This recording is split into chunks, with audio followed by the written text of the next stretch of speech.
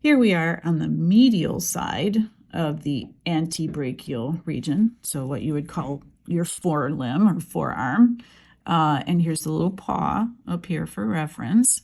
This group collectively is the flexors.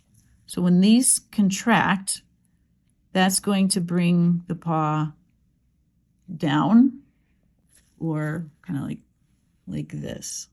So imagine him sort of trying to grab something off the ground, or when they lick their paws, they sort of flex them.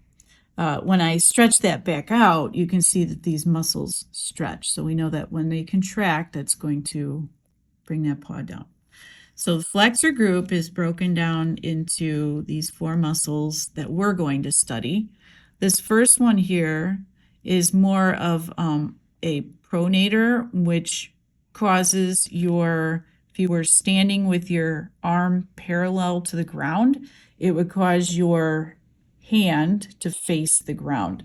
Like if you're dribbling a basketball and you're kind of rolling your hand over the top of the basketball, that's what the pronator teres does. That's this muscle here.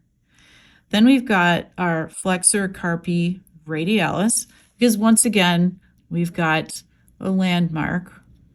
Here's our radius. You can actually see the radius here. That's the bone right there. So our flexor carpi radialis is running right next to the radius. In the center, we have this big muscle here that's going to flex the toes.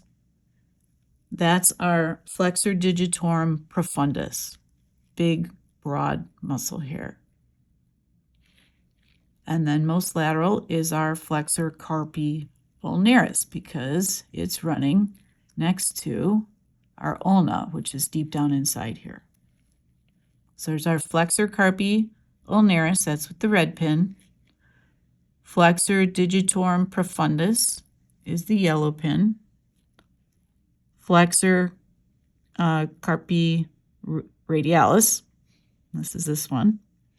And then our pronator teres.